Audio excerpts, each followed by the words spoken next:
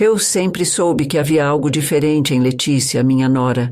Desde o dia em que a conheci, senti um quê de mistério por trás de seu sorriso gentil e olhos amáveis. Era como se ela escondesse algo, um segredo que a mantinha distante, inacessível. Talvez fosse a segurança que ela emanava, tão diferente da doçura submissa que eu esperava de uma moça criada no interior. Ou quem sabe a naturalidade com que circulava pelos eventos da alta sociedade, sem se intimidar com os olhares de escrutínio das famílias tradicionais. A verdade é que aquela autoconfiança inabalável me tirava do sério, me fazia questionar se ela realmente amava meu filho ou se o havia seduzido com algum tipo de farsa elaborada. Sim, eu sei o que vocês devem estar pensando. Que sogra mais amarga. Mas acreditem, a culpa não era minha, ou pelo menos não inteiramente. Eu dediquei minha vida a construir um império para meu filho, a oferecer a ele um nome de respeito, um futuro brilhante. Abri mão dos meus sonhos, me sacrifiquei para que ele tivesse tudo o que eu nunca tive. E era meu dever, como sua mãe, protegê-lo de oportunistas, de mulheres interesseiras que só se aproximavam pelo dinheiro e status. E Letícia, com seu passado humilde e aquele jeito misterioso, se encaixava perfeitamente no perfil. Ela não tinha pedigree, fortuna ou qualquer tipo de influência social. O que ela tinha, além daquela beleza estonteante, era um poder de sedução inegável, que, a meu ver, havia enfeitiçado meu filho. Então, decidi que era hora de agir.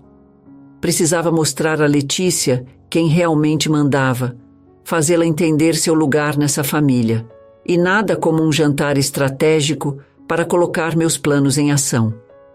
Escolhi o restaurante mais sofisticado da cidade, um lugar frequentado por empresários, políticos e socialites.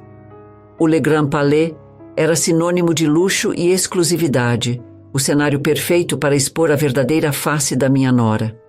Enviei o convite com um sorriso presunçoso, já imaginando a expressão de terror no rosto de Letícia. Mal podia esperar para vê-la tropeçar naquele ambiente elegante, humilhada por sua própria insignificância. Os dias que antecederam o jantar se arrastaram como uma eternidade. Eu me ocupava com os preparativos para a armadilha que estava armando para Letícia. Escolhi a dedo um vestido que gritava elegância e poder. Reservei a mesa mais bem localizada do restaurante, aquela que nos colocaria no centro das atenções. A cada detalhe planejado, a ansiedade borbulhava em meu peito, uma mistura intoxicante de expectativa e satisfação cruel. Meu filho, Felipe, parecia alheio aos meus planos. Ele idolatrava Letícia, enxergava nela uma pureza, uma bondade que eu me recusava a ver. Contava, com um brilho nos olhos, sobre os sonhos que eles compartilhavam, sobre a paixão que os unia. Ela é diferente, mãe, ele dizia, com a convicção dos que se deixam levar pelo coração. E a cada palavra de afeto, a cada sorriso dedicado à minha nora, a certeza de que eu precisava agir se fortalecia dentro de mim. Letícia, por sua vez, aceitou o convite com uma surpreendente naturalidade. Nenhum sinal de medo, nenhuma hesitação na voz. Adoraria jantar com a senhora, dona Estela, respondeu ela com aquele seu jeito polido e distante. Aquela atitude me inflamava, alimentava meus piores instintos. Como ela ousava se mostrar tão plácida, tão segura de si, diante da leoa ferida que eu me tornava a cada dia. A espera estava me consumindo. Eu precisava desmascará-la, revelar ao mundo a farsa que ela representava. E aquele jantar, cuidadosamente orquestrado por mim, seria o meu palco, o cenário perfeito para a minha vingança. Enquanto repassava mentalmente cada etapa do meu plano, uma pontada de culpa tentou se infiltrar em meus pensamentos. Seria eu injusta com Letícia? Estaria deixando o ciúme e a insegurança me cegarem? Afastei aqueles questionamentos com a mesma rapidez com que eles surgiam. Não, eu precisava proteger meu filho, mesmo que isso significasse destruir a felicidade dele. O Le Grand Palais abriria as portas para mim em poucas horas, e eu estaria lá, pronta para o confronto, vestida para matar, disposta a tudo para defender o que eu acreditava ser o melhor para o meu filho. O dia do jantar finalmente chegou, carregado de uma tensão palpável. Passei a tarde inteira me preparando, cada gesto meticulosamente calculado para a encenação que eu havia planejado. Escolhi um vestido vermelho carmim, justo o suficiente para destacar minha silhueta ainda elegante, e um colar de pérolas que pertencera à minha avó, uma lembrança silenciosa da posição social que Letícia jamais alcançaria. Enquanto o cabeleireiro escovava meus cabelos, me olhei no espelho e vi refletida uma mulher à beira de um ataque de nervos. Meus olhos, geralmente tão vibrantes, estavam opacos, sombreados pela amargura que eu carregava no coração. O que eu estava fazendo comigo mesma? Que tipo de mãe trama contra a felicidade do próprio filho? A culpa, como uma erva daninha, ameaçava sufocar a certeza que me trouxera até ali, mas eu a arranquei com a fúria silenciosa de uma leoa protegendo seu território. Letícia era a intrusa e eu a expulsaria de nossas vidas, custe o que custasse.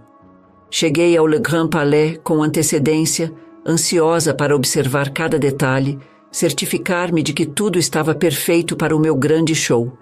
O maître, um homem baixo e esguio com um bigode meticulosamente aparado, me conduziu por entre as mesas ocupadas por casais murmurando palavras de amor e famílias celebrando a união. O ar vibrava com o tilintar de talheres de prata e o aroma inebriante de especiarias e vinhos caros. Escolhi a mesa que havia reservado, um ponto estratégico com vista privilegiada para a entrada do restaurante. Ali, como uma rainha em seu trono, aguardei a chegada da minha presa. Os minutos se arrastavam com a lentidão exasperante de uma lesma agonizante. Observei casais entrarem de mãos dadas, grupos de amigos rindo enquanto escolhiam seus lugares, até que, finalmente, a figura de Letícia surgiu na porta do restaurante. Meu coração deu um salto no peito. Lá estava ela, atravessando o salão com a graça de uma gazela, alheia ao veneno que a aguardava. Letícia usava um vestido azul marinho que contrastava com sua pele clara e realçava os cabelos castanhos presos em um coque elegante, deixando à mostra o pescoço longo e delicado. Seus lábios, pintados em um tom coral discreto, se curvavam em um sorriso contido, enquanto seus olhos, da cor do mel sob a luz tênue do restaurante, pareciam absorver cada detalhe do ambiente. Para meu desgosto, ela estava impecável. Não havia um fio de cabelo fora do lugar, nenhum sinal de nervosismo em sua postura. A cada passo firme que a aproximava da minha mesa, a certeza que eu tinha de desmascará-la se transformava em uma pontada de insegurança. Seria possível que eu estivesse enganada a seu respeito? Afastei aqueles pensamentos com um gesto brusco. Não, eu a conhecia seu tipo. Letícia era uma atriz talentosa, disso eu não tinha dúvidas, mas eu seria capaz de enxergar através da máscara que ela usava, desvendar seus segredos e expô-los à luz da verdade. Enquanto ela se aproximava, notei que carregava consigo um pequeno embrulho envolto em papel pardo e amarrado com um barbante rústico. Aquela simplicidade deslocada no ambiente sofisticado do Le Grand Palais me causou repulsa. Seria um presente para mim? Um gesto patético para tentar me comover? Um sorriso irônico carregado de desprezo tomou conta dos meus lábios. Letícia parou diante da minha mesa e, com um aceno de cabeça, cumprimentou-me. Boa noite, dona Estela. Que bom que a senhora pôde vir. Boa noite, Letícia. Sente-se, respondi com um aceno de cabeça, controlando o ímpeto de apontar para o pacote embrulhado com desdém. Ela se acomodou na cadeira com uma postura impecável, mas seus dedos brincavam nervosamente com o barbante que envolvia o misterioso presente. Era a minha chance. Vejo que trouxe um presente, comentei, meu tom deliberadamente gélido. Só espero que não seja algo muito extravagante. Sabe como é, Letícia? A simplicidade combina mais com você.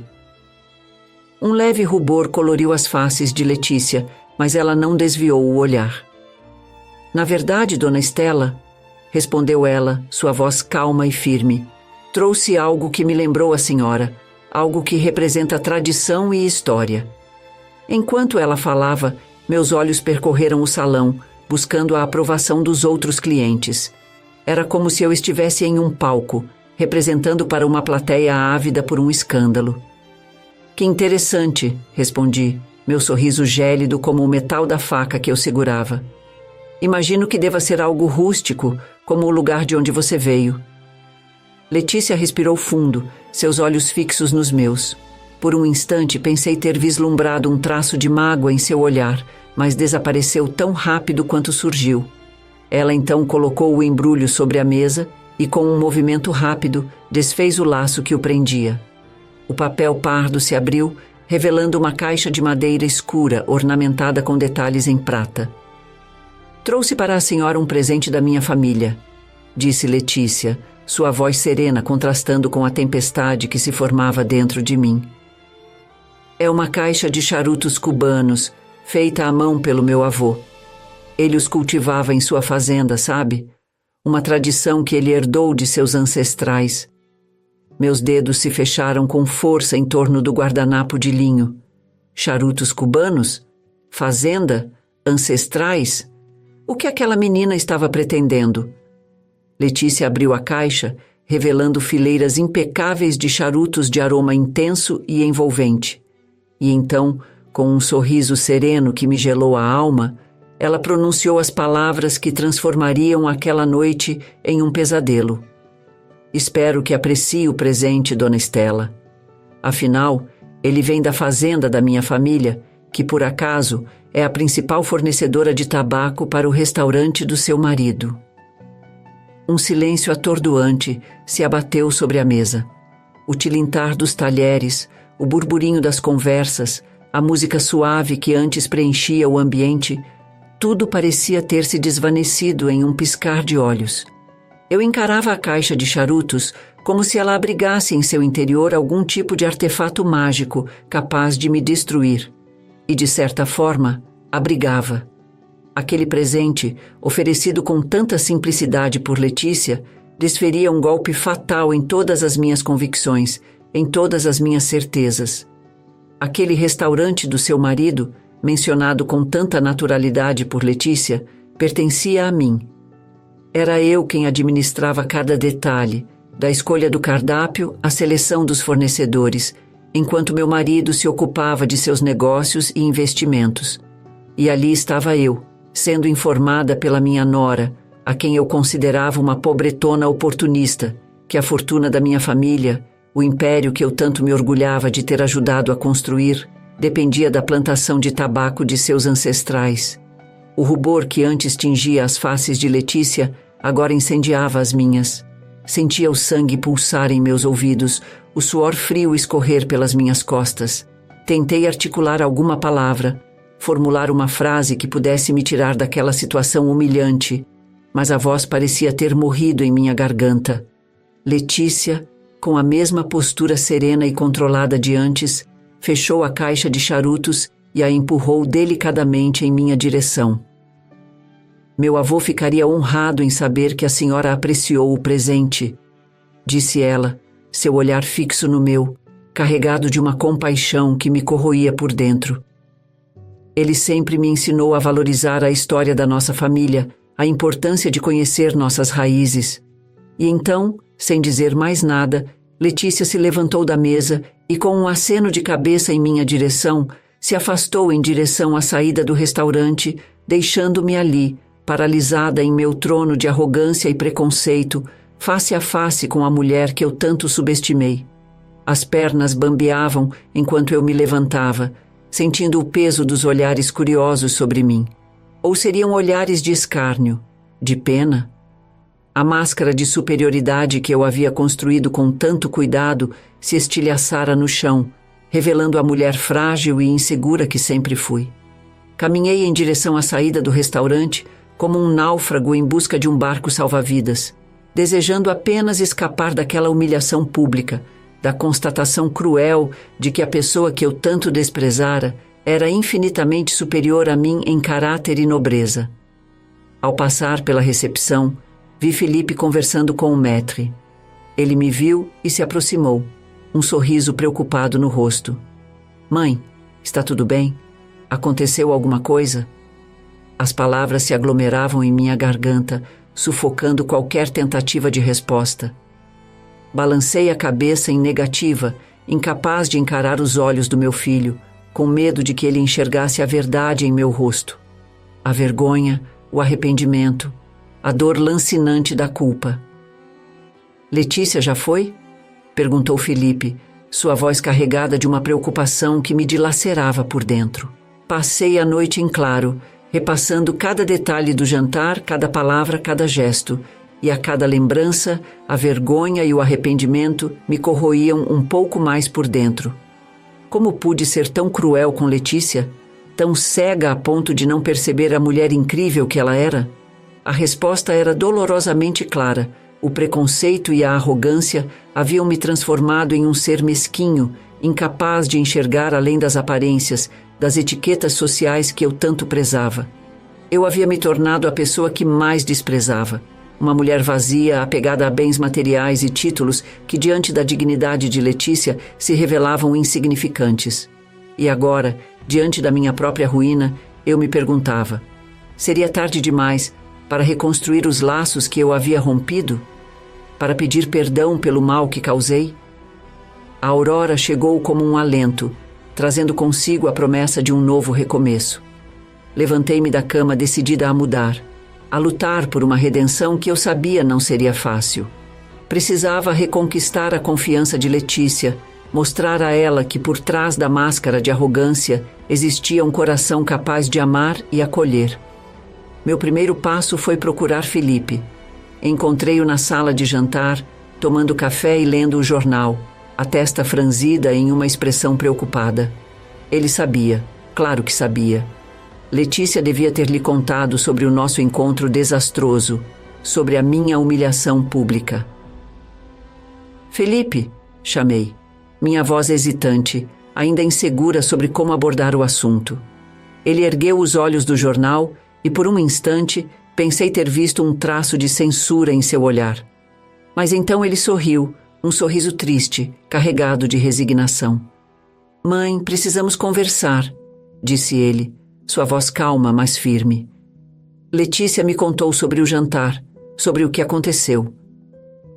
As palavras que eu tanto temia agora pairavam no ar, incisivas como lâminas. Respirei fundo, preparando-me para o julgamento, para a decepção que eu sabia que encontraria nos olhos do meu filho. Mas, para minha surpresa, Felipe não me recriminou, não me condenou. Em vez disso, ele segurou minhas mãos e com um olhar sereno me disse: Mãe, eu sei que a senhora gosta de fazer as coisas do seu jeito, que nem sempre é fácil lidar com as suas expectativas. Mas eu preciso que a senhora entenda uma coisa. Letícia não é uma ameaça. Ela é a mulher que eu amo, a mulher com quem eu quero construir uma família. Suas palavras, ditas com tanta sinceridade, penetraram meu coração como um bálsamo. Pela primeira vez, eu enxergava a situação com clareza. Não se tratava de mim, das minhas inseguranças, do meu orgulho ferido. Tratava-se de amor, de família, de construir um futuro juntos, independente das diferenças sociais, das origens humildes, dos preconceitos enraizados. Felipe, me perdoe, implorei, as lágrimas brotando em meus olhos. Eu fui uma tola, me deixei levar por falsas impressões. Letícia é uma mulher incrível e eu fui injusta com ela, com você, com a nossa família. As palavras de Felipe, carregadas de decepção e tristeza, me atingiram em cheio. Ele estava certo. Eu havia errado, e errado feio. Mas como admitir isso? Como engolir meu orgulho, minhas convicções tão firmemente arraigadas, e pedir perdão a Letícia? A verdade é que, apesar do meu arrependimento, uma parte de mim ainda se recusava a ceder. Aquele orgulho ferido, aquele medo irracional de perder meu lugar na família, me mantinham presa a um ciclo de amargura e ressentimento. Eu preciso de um tempo, Felipe, murmurei, evitando seu olhar. Preciso pensar, colocar as ideias no lugar.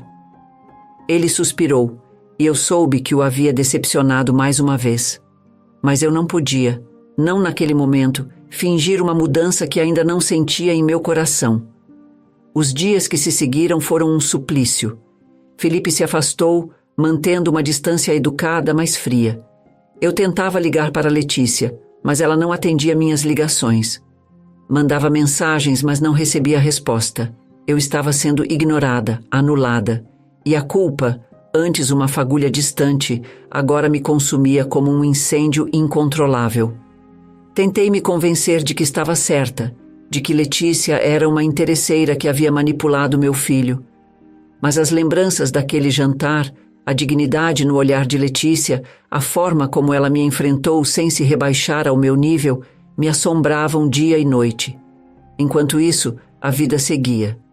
Felipe e Letícia se casaram em uma cerimônia simples, sem a minha presença. As fotos do casamento, publicadas em uma revista de sociedade, me mostravam o sorriso radiante do meu filho ao lado de Letícia, que irradiava felicidade em um vestido branco elegante. E eu, a matriarca que sempre sonhou em organizar cada detalhe do casamento do meu único filho, me vi excluída do momento mais importante de sua vida.